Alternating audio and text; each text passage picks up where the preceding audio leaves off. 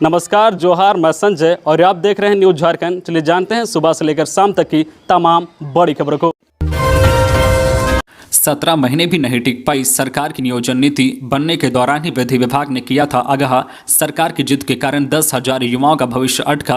झारखंड सरकार की नियोजन नीति हाईकोर्ट जाते ही असंवैधानिक करार दी गई। 17 महीने पहले जब नीति बन रही थी तब विधि विभाग ने इसे मौलिक अधिकारों का हनन बताया था। इसमें सुधार करने की बात कही थी, लेकिन सरकार की जिद के आगे विधि विभाग का परामर्श बेकार रहा। राज्य सरकार ने नियमावली बना दी। सरकार की जिद से बनी इस नियमावली का खामियाजा राज्य के 10,000 से अधिक बेरोजगार युवा भुगतेंगे। जिस नियोजन नीति को हाईकोर्ट ने रद्द किया है उसे कैबिनेट से 29 जुलाई 2021 को पारित किया गया था। इस नीति को विधि विभाग ने मौलिक अधिकारों का हनन करने वाला बताया था। कैबिनेट में इस नीति को मंजूरी मिलने से पहले विधि विभाग ने परामर्श देते हुए कहा था कि यह नियमावली भारत के संविधान के अनुच्छेद 14 और 16 के प्रावधानों के अनुरूप नहीं है। इसके बाद भी राज्य सरकार ने विधि विभाग के परामर्श की अनदेखी करते हुए इसे किया था। जेएसएससी मामले में झारखंड हाईकोर्ट के फैसले की होगी समीक्षा। सुप्रीम कोर्ट में करेंगे अपील। सीएम जेएसएससी नियुक्ति नियमावली को रद्द किए जाने के झारखंड हाईकोर्ट के फैसले को झारखंड सरकार कानूनी सलाह लेने के बाद ऊपरी अदालत में चुनौती दे सकती है। उक्त बातें मुख्यमंत्री हेमंत सोरेन ने देवघर में कही है। दरअसल खतियानी जोहार यात्रा के दौरान देवघर में जनसभा को संबोधित करते वक्त छात्रों के एक समूह ने मुख्यमंत्री से नियमावली को हर हाल में लागू करने की मांग कर रहे थे। भाषण के बीच जब छात्रों की आवाज मुख्यमंत्री तक पहुंची तो उन्होंने झारखंड हाईकोर्ट के फैसले का जिक्र करते हुए अन्य राज्यों का हवाला दिया और कहा, बाकी राज्यों ने भी 10वीं और 12वीं पास छात्रों के लिए अपनी नियमावली बनाई है, लेकिन यह इस राज्य का दुर्भाग्य है कि जब अपने राज्य की नौकरी के लिए यह नियमावली बनाई गई तो इसे रद्द कर दिया गया। 750 करोड़ का भुगतान, बिजली आपूर्ति में सुधार। झारखंड बिजली वितरण निगम जेबीवीएनएल ने पावर फाइनेंस कॉरपोरेशन से 750 करोड़ रुपए ऋण लेकर डीवीसी और एनटीपीसी से खरीदी गई बिजली का बकाया भुगतान शुक्रवार को कर दिया है। इस वजह से बिजली आपूर्ति में सुधार हुआ है। डीवीसी को 559 करोड़ और एनटीपीसी को 191 करोड़ रुपए का भुगतान किया गया है। बकाया भुगतान के बाद जेबीवीएनएल का प्रति पोर्टल पर बकाया शून्य हो गया है और इसके साथ ही झारखंड को इंडियन एनर्जी एक्सचेंज से बिजली मिलने लगी है। देर रात राज्य में लोड शेडिंग बंद हो गई। खरीदी गई बिजली का बकाया निर्धारित समय पर नहीं किए जाने के कारण पिछले एक महीने से जेबीवीएनएल को एक्सचेंज से बिजली नहीं मिल रही थी। बिजली संकट को देखते हुए मुख्यमंत्री हेमंत सोरेन ने समीक्षा बैठक के दौरान राज्य सरकार की गारंटी देकर जेबीवीएनएल को पावर फाइनेंस कॉरपोरेशन से 750 करोड़ रुपए ऋण की अनुमति दी। शिक्षक प्रतियोगिता परीक्षा स्थगित। जेएसएससी ने स्नातकोत्तर प्रशिक्षित शिक्षक प्रतियोगिता परीक्षा 2022 स्थगित कर दी है। आयोग के परीक्षा नियंत्रण की ओर से जारी आवश्यक सूचना में बताया गया है कि इसकी लिखित परीक्षा 20 दिसंबर से 8 जनवरी तक होनी थी। परीक्षा को अपरिहार्य कारणों से स्थगित कर दिया गया है, लेकिन समझा जा रहा है कि आयोग ने यह निर्णय हाईकोर्ट के ताजा फैसले के आलोक में लिया है। खबरों में आगे बढ़ने से पहले आपसे रिक्वेस्ट है कि अगर आप चैनल को सब्सक्राइब नहीं किए हैं तो प्लीज चैनल को सब्सक्राइब करके बेल आइकन प्रेस कर दे, जिससे आपको झारखंड की हर छोटी बड़ी खबर का अपडेट आप तक पहुंचता रहे। चलिए बढ़ते हैं खबरों की ओर। संपत्ति विवाद में चली गोली, अपने ही छोटे भाई की कर दी हत्या। जमीन के कागजात देने से किया इनकार तो चला दी गोली। संपत्ति विवाद में युवक ने अपने ही छोटे भाई की गोली मारकर हत्या कर दी। घटना लातेहार के सदर थाना क्षेत्र के नावागढ़ गांव की है। शुक्रवार की देर रात संपत्ति विवाद के कारण यह हत्या की गई है। छोटे भाई की हत्या करने के बाद आरोपी हवा में पिस्तौल लहराते हुए फरार हो गया। घटना की जानकारी मिलते ही पुलिस मौके पर पहुंची और जांच पड़ताल में जुट गई है। पुलिस ने शव को पोस्टमार्टम के लिए सदर अस्पताल भेज दिया है। बताया जा रहा है कि मनोज प्रसाद अपने छोटे भाई दिलीप प्रसाद के घर रात में जमीन के कागजात मांगने गया था। जमीन के कागजात नहीं देने पर बड़े भाई ने पिस्टल निकाली और गोली चला दी। गोली दिलीप प्रसाद के गर्दन में लग गई। दिलीप प्रसाद के मौके पर ही मौत हो गई। इधर बताया जा रहा है कि मनोज का पिता और परिवार के दूसरे सदस्यों से संपत्ति को लेकर विवाद चल रहा था। जलवायु परिवर्तन से जाड़े में गर्मी का एहसास। जलवायु परिवर्तन का सबसे ठंडी रहने वाले रांची समेत पूरे झारखंड पर असर दिखने लगा है। आधा दिसंबर गुजर जाने के बाद मौसम गर्म है। सुबह में जिस तरह की कनकनी रहनी चाहिए वो भी खत्म हो गई है। इस महीने में 7 से 8 डिग्री रहने वाला न्यूनतम तापमान 12 से 13 डिग्री चल रहा है। 9 दिसंबर को छोड़कर अब तक न्यूनतम तापमान करीब 8 डिग्री ऊपर चल रहा है। रांची में दिसंबर का पिछले 10 साल के न्यूनतम तापमान पर गौर करें तो इस वर्ष आधे से अधिक तापमान बढ़ा हुआ है। पिछले साल ही दिसंबर में न्यूनतम तापमान 5.8 डिग्री रिकॉर्ड किया गया था। बता दें कि मंगलवार को न्यूनतम तापमान सामान्य से 4 डिग्री ऊपर 15.9 डिग्री दर्ज किया गया। राजधानी के साथ जमशेदपुर, डाल्टनगंज के अलावा अन्य शहरों में भी यही स्थिति रही। मौसम वैज्ञानिक के अनुसार क्लाइमेट चेंज के कारण मौसम में ऐसा परिवर्तन हुआ है।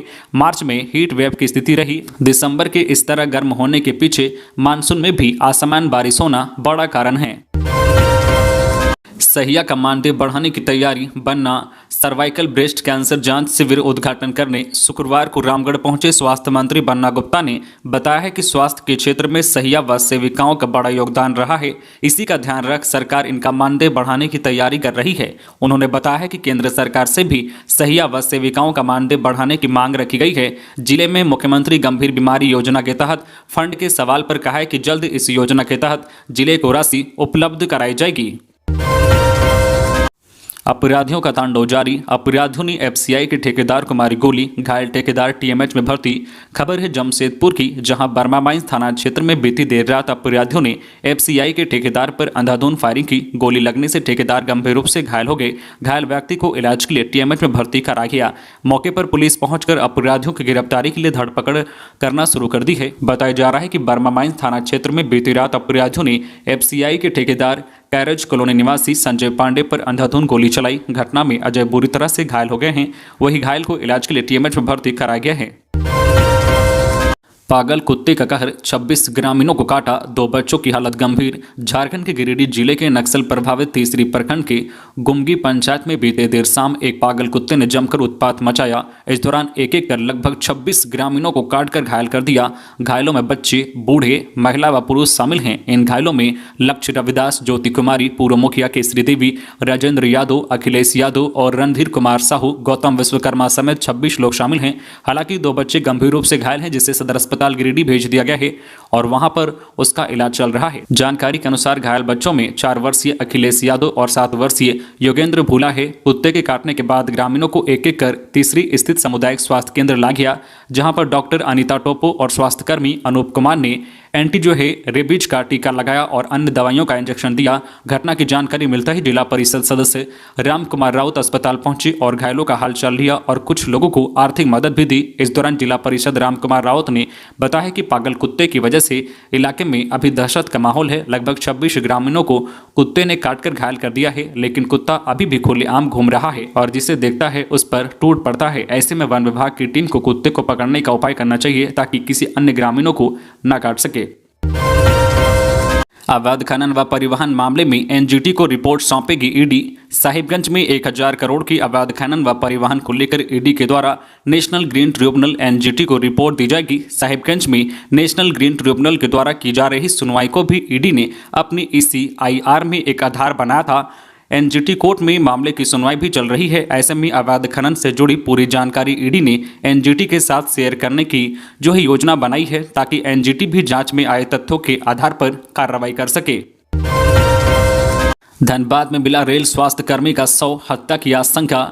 बरवाडा थाना क्षेत्र के जयनगर जोड़िया के पास झाड़ियों में एक युवक का शव बरामद हुआ है। शव मिलने के बाद पूरे इलाके में सनसनी फैल गई।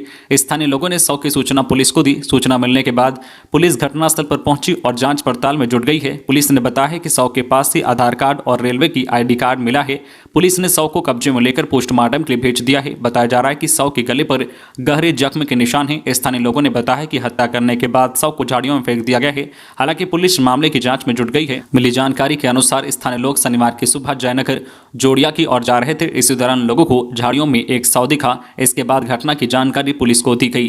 पुलिस ने आधार कार्ड और रेलवे ID कार्ड के आधार पर शव की पहचान की है। पुलिस ने बताया कि आधार कार्ड के अनुसार मृतक का नाम रामचंद्र यादव है, जो railway quarter number 90C new station colony का रहने वाला था।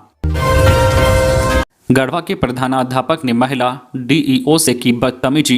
गढ़वा प्रखंड के एक मनबढ़े प्रधानाध्यापक द्वारा महिला जिला शिक्षा पदाधिकारी अनिता पूर्ति के साथ दुर्व्यवहार किया गया है। इस दुर्व्यवहार के बाद गढ़वा के उत्क्रमित उच्च विद्यालय जाटा के प्रधानाध्यापक कामेश्वर राम को निलंबित करने की कार्रवाई शुरू की गई है। प्रभारी प्रधानाध्यापक कामेश्वर राम ने DEO के साथ साथ BRP नागेंद्र पांडे एवं BPM डिजिटल राधेकांत यादव के साथ भी दुर्व्यवहार किया है।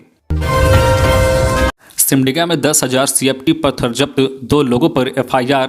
जिला के विभिन्न प्रखंडों में अवैध उत्खनन को लेकर लगातार छापेमारी की जा रही है, लेकिन जिला मुख्यालय से लेकर प्रखंड तक कहीं भी अवैध उत्खनन रुकने का नाम नहीं ले रहा है। हालांकि प्रशासन समय समय पर अवैध उत्खनन के खिलाफ अभियान चलाकर रोकने का प्रयास कर रहा है, लेकिन अवैध कारोबारियों के हौसले इतने बुलंद हो गए हैं, न इन्हें कानून का डर है और न ही प्रशासन का। तभी तो इतनी सख्ती के बावजूद अवैध कारोबार धड़ल्ले से जारी है। कारोबारी जो है प्रखंड के गोवर्धनसा में अवैध पत्थर के भंडार को जब्त किया गया है। तो ये थी आज की झारखंड की टॉप बड़ी खबरें। इसी तरह झारखंड की हर छोटी बड़ी खबर देखने के लिए आप हमारे चैनल न्यूज झारखंड चैनल को सब्सक्राइब करके बेल आइकन प्रेस कर दीजिए, जिससे आपको झारखंड की हर छोटी बड़ी खबर का अपडेट आप तक पहुंचता रहे। तो आज के लिए बस इतना ही, हमें दीजिए इजाजत, फिर मिलते हैं नेक्स्ट न्यूज में।